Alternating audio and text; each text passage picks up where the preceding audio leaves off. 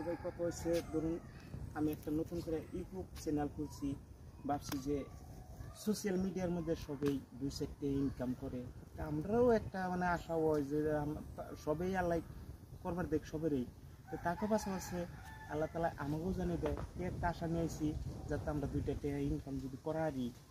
কিন্তু ভাই আমি কোনো দিন ভিডিও এডিটিং আরও কি ইন্নাস বিষয় কিছুই বুঝি না।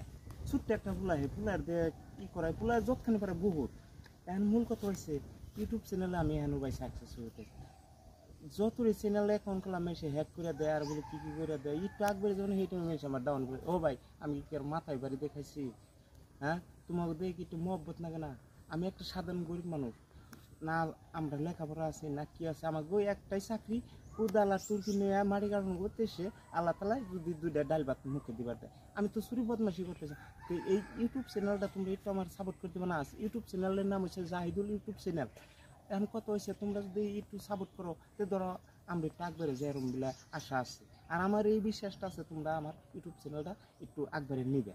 ধন্যবাদ, সালাম আলাইকুম।